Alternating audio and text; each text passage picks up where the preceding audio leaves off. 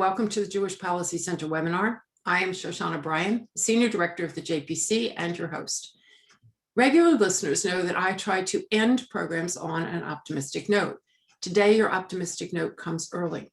Ever since I learned that meteorologists count seasons from the first of the month and that March 1st is the beginning of spring for them, I've decided to celebrate the end of winter early.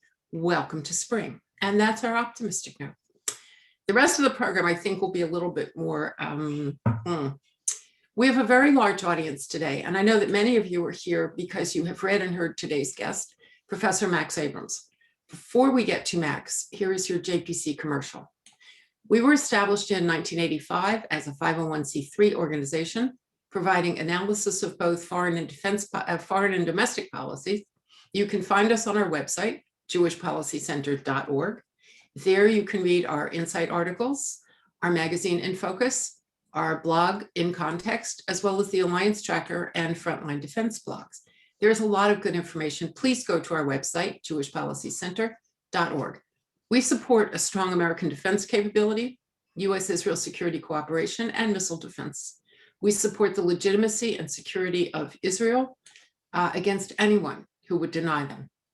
As an organization that sits slightly to the right of center, the JPC advocates for small government, low taxes, free trade, fiscal responsibility, and energy security, as well as free speech and intellectual diversity. With the removal of certain Dr. Seuss books from library shelves, but not, by the way, New York Public Libraries. That last one, free speech and intellectual diversity, should become a bigger focus of people's thinking. In this series of calls, we've been pleased to bring you scholars and policymakers on issues including China in various permutations, Israel, including the Abraham Accords, but not only, Iran sanctions, the rolling rebellion in Iran, and side trips to talk about the US Supreme Court and the defense budget, and Turkey, and Armenia, and Azerbaijan. Today, we're going slightly esoteric. We will be discussing some common ideas about terrorism and extremism and how they may have sent and may still be sending US policy in the wrong direction. We will also be talking about extremism at home. Now your public service announcement. You are muted. That's it, you're muted. Q&A function if you have questions. Now our program. Max Abrahms is Professor of Public Policy and Political Science at Northeastern University, where he specializes in terrorism and other forms of political extremism, explaining them, not committing them. He has published extensively in academic journals, as well as in foreign affairs, foreign policy, the New York Times, USA Today, and the LA Times. He frequently fields questions about the contemporary terrorism landscape for government agencies. And because we all run these things through Google, I will tell you that according to Google Scholar, he is the most cited scholar in the category of terrorism studies. I don't need Google to tell you, he is appearing in the pages of In Focus Quarterly, spring issue, available at the end of this month. Again, check the website. At Northeastern, Professor Abrahms is a faculty affiliate in the Department of Jewish Studies and faculty advisor for the only pro-Israel campus group, Huskies for Israel. While Northeastern is his home, he has had fellowships and other research affiliations with Harvard, Stanford, Princeton, Johns Hopkins, and George Washington Universities, as well as Dartmouth College. He's also been with the Combating Terror Center at West Point. He's been affiliated with Tel Aviv and Bar Ilan universities in Israel, and has spent time with the Washington Institute for Near East Policy, the American Jewish Committee, the Council on Foreign Relations, and the Observer Research Foundation in New Delhi. His book, Rules for Rebels, The Science of Victory in Militant History, explains why the conventional wisdom about Islamic State was wrong. And I think we're going to get a clue now. Professor Max Abrahms, the floor is yours. Thank you so much. I'm really delighted to join you in this group. So I'm going to keep my opening remarks short, and then Shoshana's going to moderate a bunch of Q&A questions, which I'm looking forward to. So whenever there's an attack by domestic extremists on the political right, the reaction is predictable.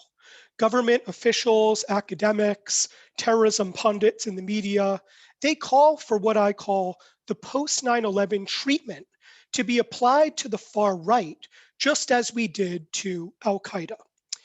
An example is the Walmart shooting in El Paso, Texas, that killed 23 people in August 2019. This was described as the deadliest attack to target Latinos in modern American history. It was obviously extreme. It was certainly a terrorist attack.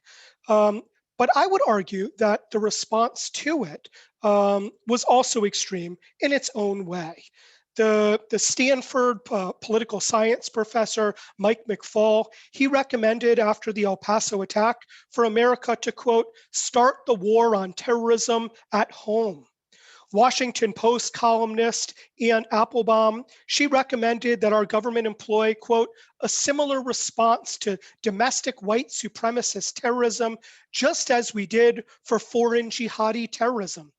The Daily Beast said, now, before it grows any stronger, should be the time to move against it with the same kind of concerted international focus and attention and resources that were trained on Osama bin Laden. Now is the time for a global war on white nationalist terrorism. In the primaries, Mayor Pete told audiences that he learned a lot in Afghanistan that sadly will be applied at home as well. Former CIA and FBI practitioners likewise specified all sorts of ways that the post-9/11 global war on terrorism should be applied for fighting white nationalist terrorists at home, from tracing the networks of extremists, just like we've done against other terrorist groups after 9/11, to changing our laws for us to fight domestic terror groups the same way as we treat foreign ones. The January 6th attack on the Capitol has recommenced calls to give right-wing extremists in America this same post-9/11 treatment. Elizabeth Newman, who served for 3 years under Trump in DHS, said, we have to go after these people with the same intensity that we did for Al-Qaeda. General McChrystal claimed that right-wing extremists are following, quote, the evolution of Al-Qaeda in Iraq, which of course would end up leading to ISIS. Alex Stamos of the Stanford Internet Observatory recommended that we treat white nationalists at home like ISIS by monitoring their media and restricting it. The New York Times noted that, that what we need is a 9/11 commission for domestic extremism. Just last week, President Biden said in his first town hall that domestic terrorism is the greatest of all threats confronting the United States. And this isn't just rhetoric. He's adding domestic terrorism specialists to the newly formed National Security Council. And DHS is saying explicitly that its focus has moved from Al-Qaeda to the far right in the United States. Now, of course, some of this is natural and some of this is good. But frankly, some of it also scares me. And I would argue that some of it should scare you too. Let's not forget, after all, that the post-9/11 treatment is hardly worth emulating. The war on terrorism has cost over $6 billion, close to 1 million lives, according to one estimate out of Brown University. It's created a massively expanded security state. And I would argue that it's actually helped Al-Qaeda to grow. And in that sense, it's been counterproductive against the very enemy that it's aimed to reduce. In Iraq, in Libya, in Syria, all supposedly to counter Al-Qaeda, I would argue that we created conditions propitious for the terrorists to thrive. Now, counterterrorism is admittedly quite difficult. And the main challenge is to eliminate existing terrorists without generating new ones in the process. And this is really tricky because in general, governments tend to be better at the former than the latter. And the key to thread the needle is to distinguish between two different kinds of extremism, which are often lumped together. We need to distinguish between those who employ extreme tactics versus those who merely harbor extreme political preferences. That is to say that we should go after the people and the kinds of people who attack the Capitol and who attack Hispanics at Walmart, without trying to assume the role, though, of the thought police. Now, former CIA Director John Brennan, I would argue, he exemplifies how not to conduct counterterrorism. In a recent interview on MSNBC, he said that law enforcement must move against an unholy alliance against those with whom he disagrees politically, essentially. He listed explicitly authoritarians, even libertarians. Notably, Brennan didn't distinguish between those who use extreme tactics and those with whom he simply disagreed with politically. For Brennan, both are enemies worthy not only of contempt, but arguably increased government scrutiny. Now, for many reasons, this wide net approach to counterterrorism risks breeding new terrorists in the process. For starters, we shouldn't forget that terrorists thrive on grievances. And the far right in particular has historically been fueled by grievances and even just perceived grievances. Let's not forget that Timothy McVeigh attacked the Alfred P. Murrah building in Oklahoma City to avenge government abuses at Ruby Ridge and Waco. A common narrative after the Capitol attack was that it would spur recruitment for the far right. The New York Times ran a piece titled, "Capitol Attack Could Fuel Extremist Recruitment for Years," experts warn. And yet, far-right violence has historically eroded support for far-right movements, whereas it's the government abuses that have increased it. For this reason, many terrorists actually hope to elicit government overreactions in order to increase membership rosters.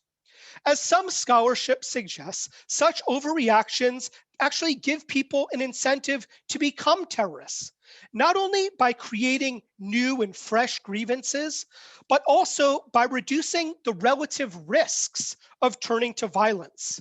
A standard assumption in political science is that terrorists are rational actors. Many people decide against becoming terrorists because they know that the costs of tactical escalation will be severe to them. But if the government is going to treat innocent people like terrorists anyway, then no additional risk is incurred by turning to violence. Unsurprisingly, my research therefore demonstrates empirically that terrorists tend to thrive the most in illiberal regimes, in illiberal countries, precisely where governments tend to fail to make this distinction between terrorists and simply political dissidents. Big tech has been working with the government to combat extremism, often in counterproductive ways. A common approach these days, very popular, is to so-called deplatform leaders who are seen as extreme, including former President Trump. Some commentators say that the logic is the same as killing the leaders of militant groups in order to make these organizations less extreme. In reality, though, my research indicates the exact opposite. As I've shown in multiple studies that I'm happy to talk about in greater length, taking out the leaders of terrorist groups actually tends to make these organizations more extreme by empowering subordinates who tend to be even less restrained than their leadership. In sum, government responses to the far right must be research-based and not just emotionally driven. Otherwise, we risk making our country worse and actually making the far right even stronger. Thank you so much. Thank you. Well, you have prompted questions. The first of which, I'm going to run two questions together here. You talk about right-wing extremism and right-wing organizations. There is question, why has there been no similar discussion with regard to Antifa and Black Lives Matter, which led riots and looting last summer and caused injuries and death? Second to that, or in the same question set, what are the similarities and differences that extremist groups on the right and on the left have? Proud Boys versus Antifa, for example. I'm sympathetic with the thrust of that question. I think that it's unfortunate that the far left in the United States gets a pass in the media. That is definitely an issue that is important. It shouldn't be ignored, and it's one that I followed closely when it was happening in cities really all over the United States. It's not a trivial matter, especially if you own a small business and you have to shut it down. And yet, um, there is a double standard in terms of how the media covers extremism on the far left versus the right. I mean, the amount of attention that has focused since January 6th on the Capitol attack is clearly orders of magnitude more than anything that we've seen on the far left. Now, that said, I appreciate your second question as well, because it allows me to note that the far left and the far right in the United States are not the same, and that there could be arguably objective reasons why the far right would gain more attention than the far left. One of the reasons why is because I think that when you're talking about a big mass casualty terrorist attack, it's more likely these days, at least, to come from the far right. Now, that doesn't diminish what the far left has done. It's just that the nature of the threat that they pose isn't identical. We're much more likely to find sort of like a Timothy McVeigh like attack on the far right, or an Anders Breivik, some kind of, yeah, a mass casualty attack against the population. I'm not as worried about that on the far left. I also think that there there's inherently going to be more media attention when it happens in Washington, D.C., than when it happens in, say, Portland, right? Or, in the Pacific Northwest. I mean, there are media advantages. There are reasons why think tanks set up shop in Washington, D.C. and not Portland, because everything that happens there attracts much more attention. And on top of that, once you storm, the Capitol, of course, that's going to be a national matter and not just a local one. But I also think, this will be the final thing that I'll say about this, is that I also think that the focus on the far right is not born simply due to the objective threat which it poses, but is also being used as a political bludgeon in order to harm the political right in the United States. So if you want to, hear about QAnon, and I don't really know why you would want to hear any more about this group, but if you do, where do you tune in? You should tune into MSNBC, tune into CNN. I mean, they're running QAnon stories, it's seemingly every night. The left in the United States has an interest in promoting this narrative that essentially the GOP has become the party of QAnon. And so the more that they can depict the normal right, if you will, as the far right and the crazy right and the conspiracy theorists who believe in, that pedophiles are hanging out in pizza parlors or whatever it is that QAnon believes, the more that they can kneecap the political right and strengthen the left. So I think that there is clearly a political incentive to play up the far right while minimizing the far left. So that leads to another question. How can we tell the difference, or how does the government tell the difference, or law enforcement tell the difference between patriotic national groups and extremists? Because sometimes the media would have you believe that anybody, as you say, anybody who salutes the flag, anybody who stands for the national anthem is an extremist. What are the metrics that legitimate law enforcement and government uses to tell a terrorist group from a group that is to the right of center? The first thing I would do is I would not listen to the perpetrators. How the perpetrators view themselves doesn't really matter to me in terms of my understanding whether or not they should be extremists or patriots. I mean, I watched a interview online this morning from 60 Minutes of that leader from QAnon, the one who was all dressed up and running around the Capitol. The guy Um, with the yeah, horns. with the horns. He views himself as a patriot. A lot of people do terrible things in the even against their own country, in the interests of what they would describe as patriotism. I'm sure that Timothy McVeigh, who went off to war, viewed himself likewise as a patriot. Jihadists, they view themselves often as helping the Ummah, and supporting Muslims around the world, even though what they're doing is the exact opposite of what they should be doing for the benefit of Muslims all over the world. I tend to not make a distinction, honestly, between who's a patriot and who's not.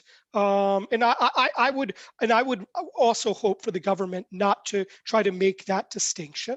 I think that we should look at the question of, what's legal and what's not, and what poses a threat to American citizens and to our way of life versus what doesn't. I don't really know who's patriotic and who's not. I think that that's really a matter of opinion. It depends on how one defines, what America, I suppose, is all about.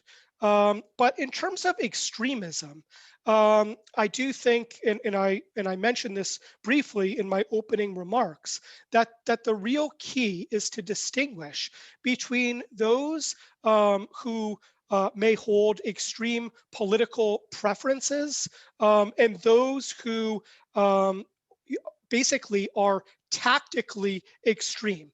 And basically understanding the difference and respecting that difference and focusing on the tactical extremists, I think is the only way for us to be effective at counterterrorism, not only in terms of combating the existing threat, but doing so in a way that doesn't spawn the next generation.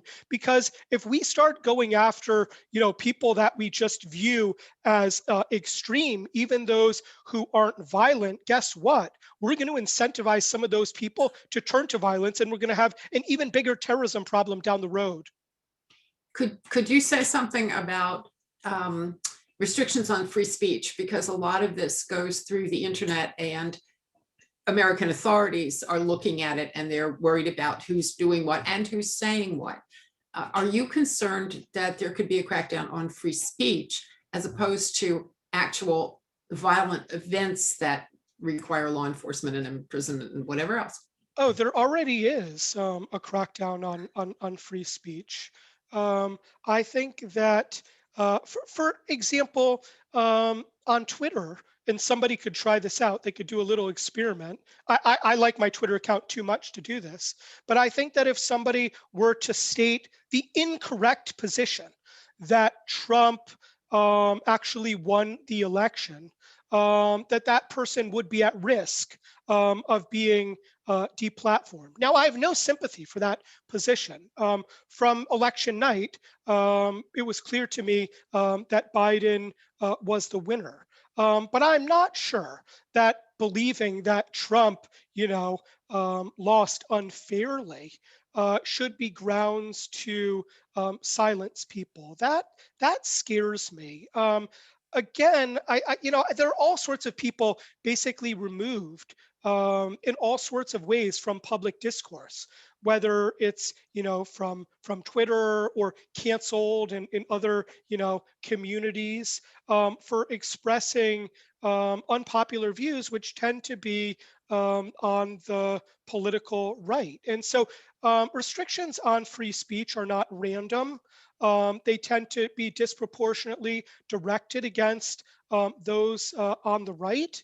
And I think that it's dangerous in all sorts of ways, both in terms of our norms, in terms of infringing on the First Amendment, but I also think it's bad from a purely security standpoint. So you mentioned that they tend to be to the right rather than to the left, but I would simply have to make the point, because I have to, that the rise in anti-Semitism on the left, including suggestions that Jewish people don't belong here and perhaps we should get rid of them, also have begun surfacing on the left in really alarming ways. I mean, I believe that that's a newer phenomenon, the outspoken anti-Semitism. And I just want to stick that out there for our listeners. Yeah, I totally agree with you. I knew you would. I think that that Jews are in a uniquely wonderful position where so many different ideologies are terrible to us. I mean, there's no monopoly in terms of ideology. We get it from the far right, from the far left. We get it from Islamists. So obviously that's something that concerns me very much. I mean, maybe this is another talk altogether, but I'm probably, at least in the United States, at least as worried about anti-Semitism from the far left as I am from the right. So maybe we have to have you back. Another question that has surfaced, you said that in some cases, government action can make people more extreme in their views, or maybe they can remove the incentive not to go to violence, because if they feel that they're going to get punished anyway, they may turn to violence. Right. So the question here is that only true here in the United States in the far right context? And the reason the person asked is, what happened after we knocked off Soleimani? Did that create additional terrorism in the region?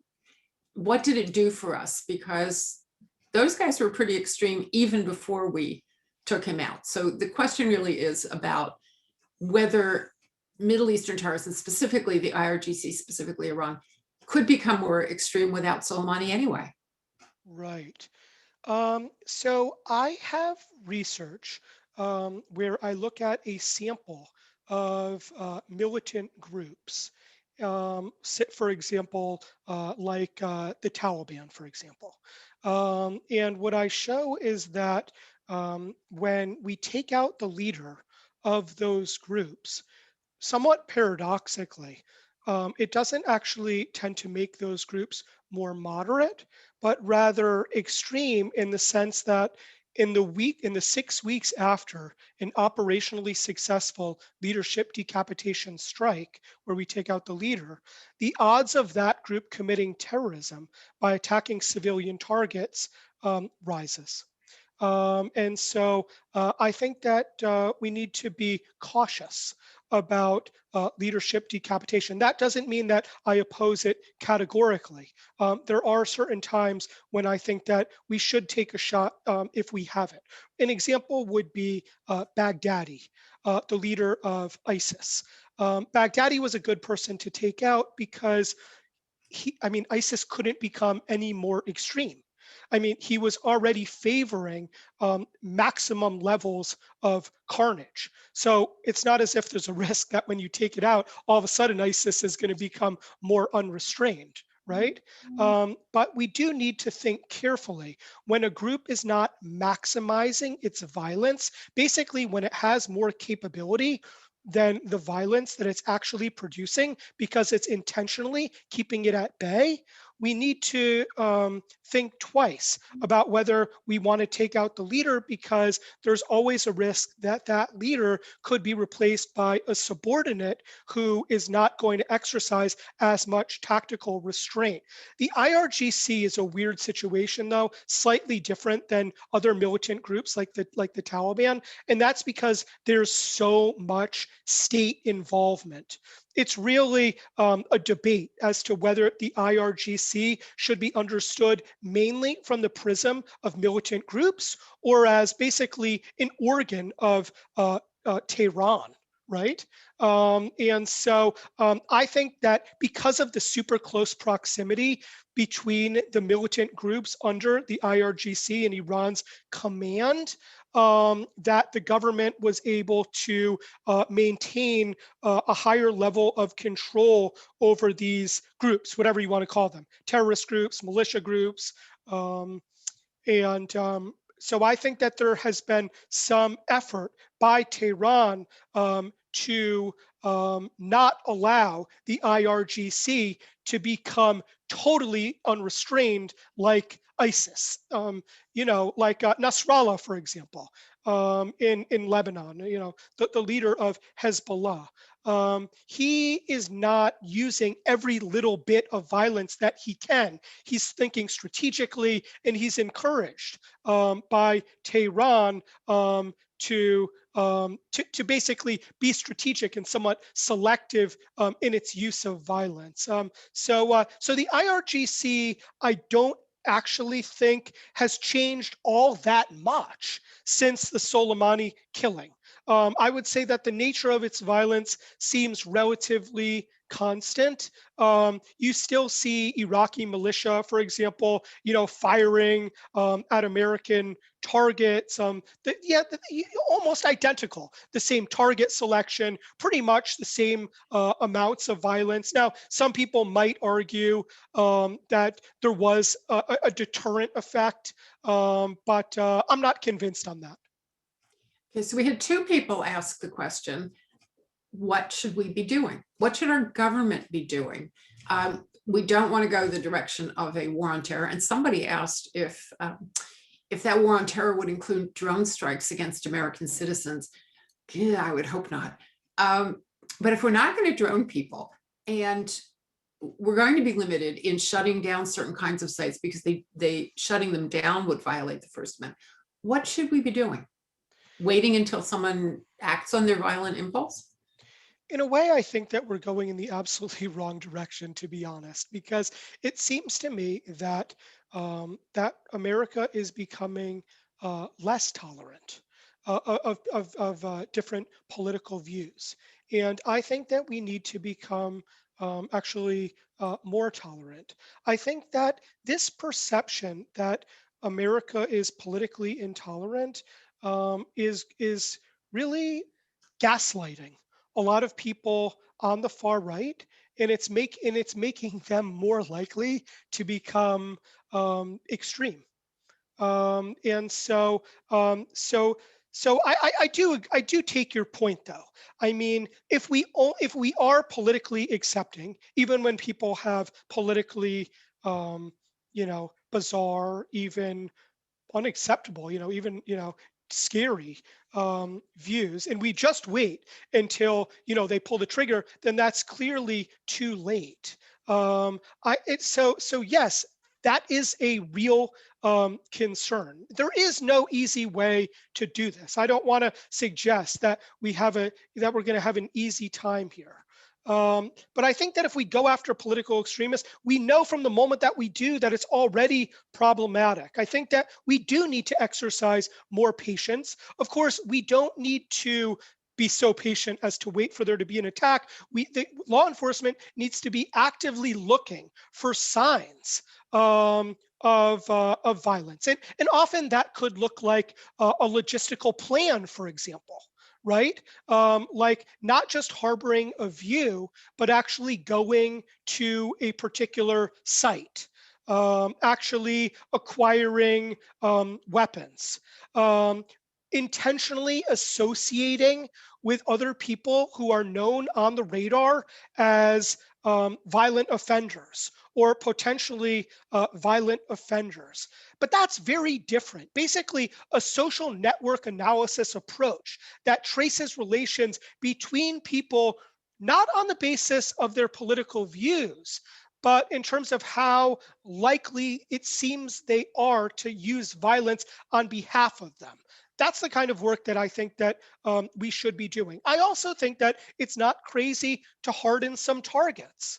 If I were, in charge of law enforcement, I too would have hardened the capital area, given this supposed chatter that we've heard about, because it's March 4th. I don't know if your listeners have heard, but there's a part of the QAnon conspiracy that the storm is coming and that today is somehow a significant date where Donald Trump is going to be returned to power. And so the Capitol is being heavily defended. Now, that said, I think that, of course, the government has gone too far. I think that we need to, I mean, if you look at basically the government countermeasures, they're not in place there to prevent the next Timothy McVeigh. It seems to me that they're there to prevent, I don't know what, Boko Haram, maybe ISIS storming Baghdad. The kinds of countermeasures in place in the Capitol are excessive. They are intended not to prevent the terrorist, but to fight against a full-fledged insurgency. I mean, you do not need 25,000 National Guards in order to deter the next Timothy McVeigh.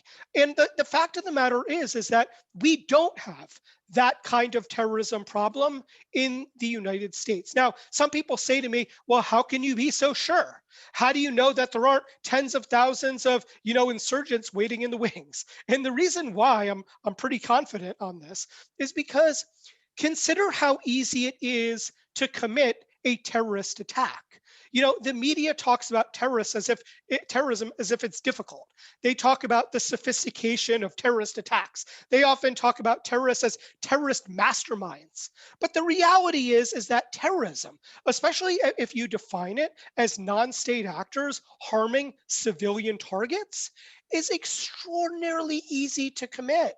One could set their neighbor's house on fire. One could take their car and drive it into some old man, right? One could poison the cooler, at their kid's soccer game. Like there are literally infinite numbers of ways to commit terrorism. And the fact that we have so little of it in the United States is really the dog that didn't bark. And it indicates to me that we certainly don't need to be planning in Washington, D.C. for an onslaught of tens of thousands of terrorists together storming the Capitol. All we need is some kind of a presence, which unfortunately we didn't have on January 6th.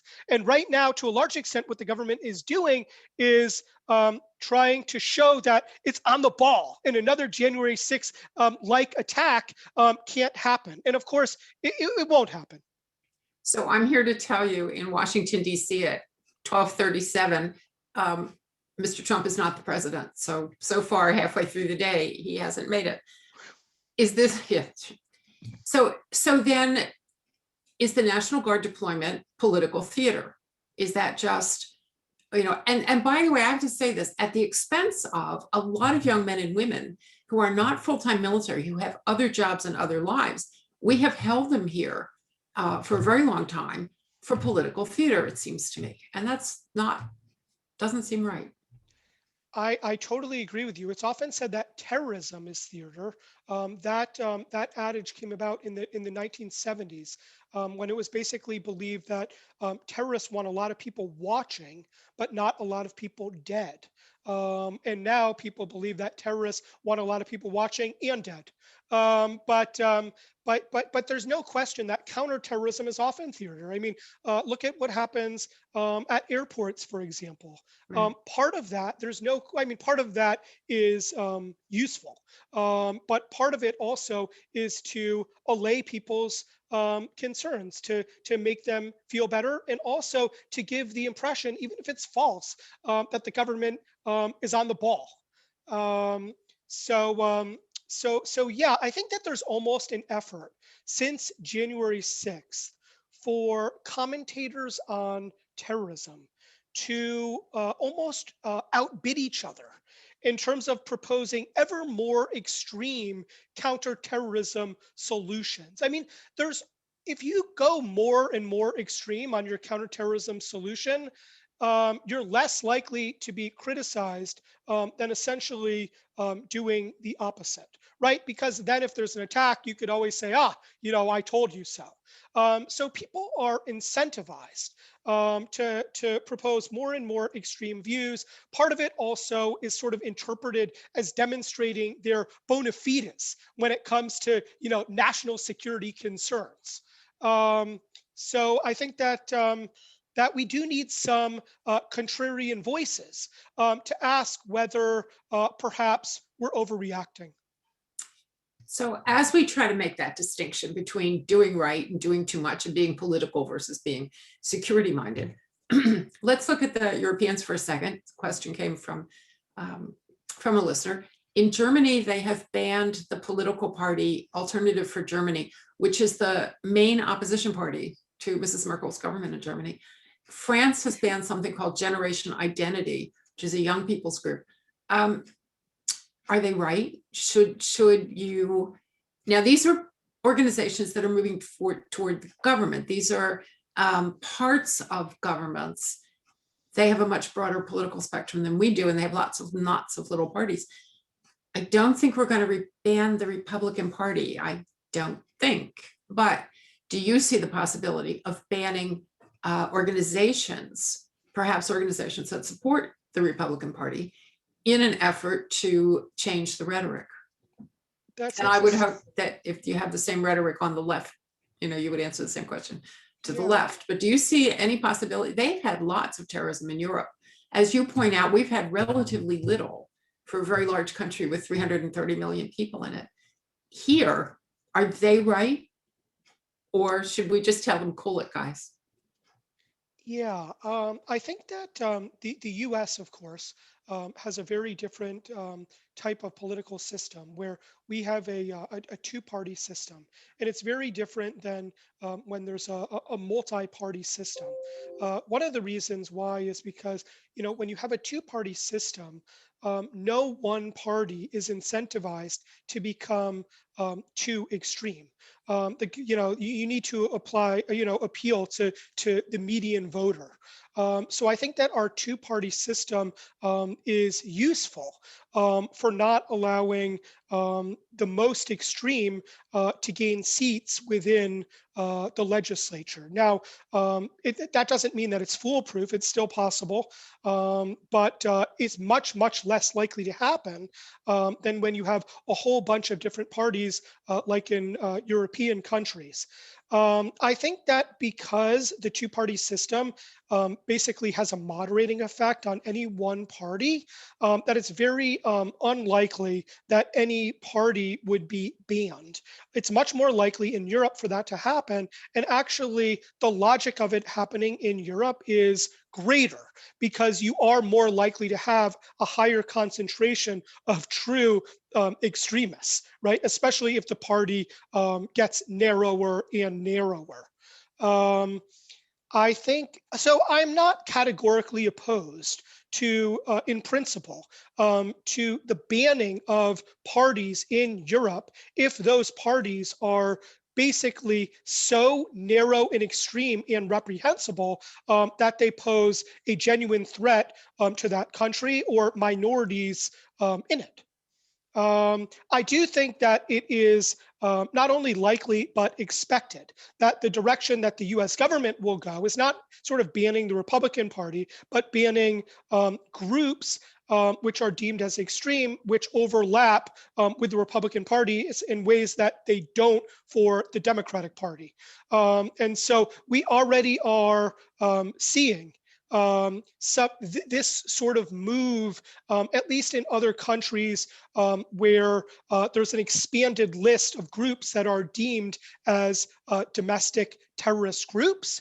And I think that the United States is also going to go probably in that direction, where presently we have a longstanding list out of the State Department called Foreign Terrorist Organizations, FTOs.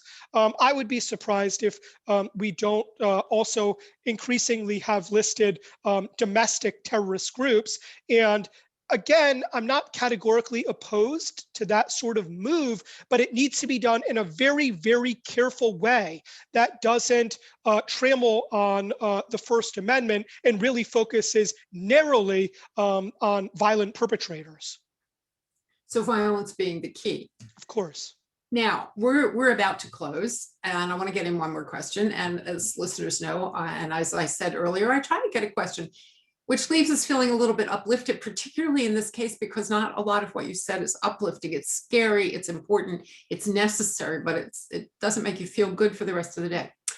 However, there are FBI numbers, which are slightly old, for white nationalists of all kinds, including Nazi Party members and KKK members, that added up to somewhere under 60,000 people in a country of 330 million people. Now, let's say that you want to multiply those numbers right now, because there's a lot of hot people over the election and over Donald Trump and all that other sort of stuff. Is it good news to say that even if you double the number, 120,000 people out of 330 million people, are we actually doing okay? And maybe we need to take a deep breath, talk to our neighbors, listen to the guy who doesn't agree with you, turn off CNN, or at least balance it with something else, and just say, okay, it's not so bad. Yeah, I'd like to leave your audience with some good news. What people tend to do is they look at this sample, this pool of political extremists, and they try to they say, oh my God, we have so many people with extreme political views, and even if a small percentage of them turns to violence, let's say 10% or 5% or 1%, then we're dealing with, and they highlight X number, and it's very large. And the reason why one can do that is because the United States is very large, and people have all sorts of reprehensible views.